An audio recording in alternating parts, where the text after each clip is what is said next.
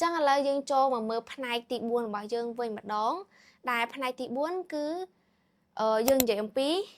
ហៅទៅការទៅញ៉ាំអីនៅភោជនីយដ្ឋានហៅទៅភោជនីយដ្ឋានហៅតែនៅពេលដែលយើងចូលភោជនីយដ្ឋានដំបូងណាតែងតែសួរគេថាខ្ញុំចង់មើលមេនុយសុំមើលមេនុយសិនអីអញ្ចឹងនៅក្នុងភាសាចិនយើងអាចនិយាយបានថានៅក្នុងប្រយោគទី25របស់យើងហ្នឹងយើងអាចនិយាយថា请问有彩蛋吗请问有彩蛋吗សូមសួរតើមានមេនុយទេហៅទៅយើងចង់មើលមេនុយអញ្ចឹងយើងអាចសួរគេបានហៅទៅចុះបើយើងចង់កំងម្ហូបយើងអាចនិយាយបានថា我要点菜我要点菜ខ្ញុំចង់កំងម្ហូបហៅទៅខ្ញុំចង់កំងម្ហូបនេះម្ហូបនោះអីចឹងទៅហៅតោះស្រាប់ប្រយោគបន្ទាប់ទៀតចុះបើយើងចង់និយាយថាខ្ញុំចង់បានទឹក1 កែវឬក៏ចង់បានទឹកដោះគោ1 កែវអីចឹងយើងអាចនិយាយបានថា给我一杯水给我一杯水សូមឲ្យទឹកខ្ញុំ1 កែវបានថាយើងកំងទឹក1 កែវចង់បានអីចឹងហត់ទៅចុះបើយើងញ៉ាំហើយអីហើយយើងចង់គិតលុយយើងអាចនិយាយបានថា请借账请借账សូមគិតលុយហត់ទៅសូមគិតលុយ请借账请借账សូមគិតលុយហត់ទៅហ៎តោះយើងមើលប្រយោគទី29好吃好吃ប្រែថាឆ្ងាញ់ចុះបើឆ្ងាញ់ណាស់យើងនិយាយថាម៉េច很好吃很好吃អីចឹងទៅចុះបើគ្រាន់បើយើងអាចនិយាយមួយទៀតបានថា还不错គ្រាន់បើឬក៏មួយទៀត不错គ្រាន់បើ我吃饱了ខ្ញុំញ៉ាំឆ្អែតហើយ我吃饱了ខ្ញុំញ៉ាំឆ្អែតហើយហ៎អញ្ចឹងសម្រាប់ប្រយោគនេះយើងអញ្ចឹងឥឡូវយើងងាកមកមើលផ្នែកទី5របស់យើងវិញម្ដងតកតឹងទៅនឹងប្រយោគប្រើប្រាស់ប្រចាំថ្ងៃផ្សេងទៀតផ្សេងទៀតអីចឹងទៅសម្រាប់ប្រយោគទី31គឺយើងអានថា没问题គ្មានបញ្ហាទេឧទាហរណ៍ថាបើសិនជាគ្រូសួរយើងថាអញ្ចេះតើប្រយោគហ្នឹងឬក៏សំណួរហ្នឹងមានបញ្ហាអត់លំហាត់ហ្នឹងមានបញ្ហាអីអត់បើយើងគ្មានសំណួរឬក៏គ្មានបញ្ហាអីទេយើងអាចនិយាយបានថា没问题ហើយមួយទៀតយើងអាចប្រើបាននៅពេលដែលនរណាម្នាក់ធ្វើកំហុសអីមកលើយើងអញ្ចឹងយើងអភ័យទោសឲ្យគេយើងអាចនិយាយថា没问题ហៅទៅគ្មានបញ្ហាទេឬក៏អត់អីទេហៅទៅ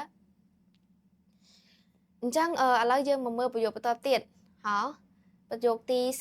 32小心一点សូមប្រយ័ត្នបន្តិចឬក៏ប្រយ័ត្នបន្តិចហៅទៅប្រយ័ត្នបន្តិចឧទាហរណ៍ថា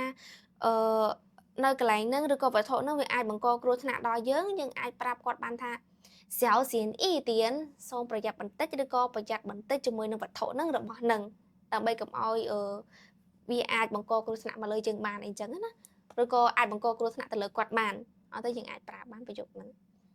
ហើយតើមួយវិញទៀតបើសិនជាយើងចង់លើកទឹកចិត្តណាម្នាក់ចង់ឲ្យគាត់មានការខិតខំប្រឹងប្រែងឬក៏ជួយជំរុញគាត់យើងអាចនិយាយបានថា加油បានថាខិតខំឡើងឬក៏ស៊ូឡើងហៅទៅហ៎ចឹងឥឡូវយើងងាកមកមើលប្រយោគទី34វិញហើយប្រយោគទី34យើងអានថា对不起ប្រែថាសុំទោសយើងប្រើនៅពេលដែលយើងបង្កើតកំហុសអីមួយដោយអចេតនាឬក៏យើងបង្កើតកំហុសអីមួយទៅលើណាម្នាក់ឲ្យគាត់ឈឺឬក៏បំផ្លាញឬក៏ធ្វើឲ្យអីវ៉ាន់របស់គាត់អីខូចអីអញ្ចឹងយើងអាចប្រើពាក្យនឹងបាន对不起សុំទោសហៅទៅ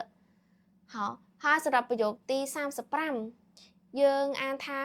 没事នឹងប្រែថាអត់អីទេមិនអីទេឬក៏មិនមែនជារឿងអីធំដុំទេយើងអាចប្រើ没事នឹងបានអត់អីទេអីអញ្ចឹងទៅហើយតើឥឡូវយើងចូលមកមើលប្រយោគទី36វិញម្ដងយើងអានថា我不知道ខ្ញុំអត់ដឹងទេហើយតើខ្ញុំអត់ដឹងទេហ្នឹងគឺយើងប្រើនៅពេលដែលគេសួរយើងថាតើអ្នកឯងឃើញសភៅរបស់ខ្ញុំអត់ឃើញប៊ិចរបស់ខ្ញុំអត់ឃើញឯកសាររបស់ខ្ញុំអត់យើងអាចឆ្លើយបានថាខ្ញុំអត់ដឹងទេ我不知道អីចឹងទៅ ហើយតើសម្រាប់ប្រយោគទី37នៅពេលដែលយើងស្ដាប់នរណាម្នាក់គាត់និយាយហើយយើងស្ដាប់អត់ច្បាស់យើងចង់ឲ្យគាត់និយាយម្ដងទៀតណាយើងអាចនិយាយជាភាសាចិនបានថា请再说一遍请再说一遍សូមនិយាយម្ដងទៀតហើយទៅសូមនិយាយម្ដងទៀតហៅតើសម្រាប់ប្រយោគទី38យើងអានថា太好了太好了យើងប្រែថាល្អណាស់ឬក៏ល្អខ្លាំងណាស់ហៅសម្រាប់ប្រយោគទី39យើងអានថា不用谢不用谢មិនបាច់អរគុណមិនបាច់អរគុណទេហៅថាមិនបាច់អរគុណទេប្រយោគទី40没空没空បានន័យថាមិនទំនេរទេខ្ញុំមិនទំនេរទេនៅពេលដែលមិត្តភ័ក្តិយើងឬក៏នរណាម្នាក់គាត់ប្រមូលយើងទៅមើលកុនទៅដើរលេងអញ្ចឹងយើងអាចប្រាប់គាត់បានថា没空我没空ខ្ញុំមិនទំនេរខ្ញុំមិនទំនេរទេហើយតើអ្នកទាំងអស់គ្នាអញ្ចឹងសម្រាប់ប្រយោគខ្លីៗសម្រាប់ការប្រើប្រាស់ប្រចាំថ្ងៃក្តី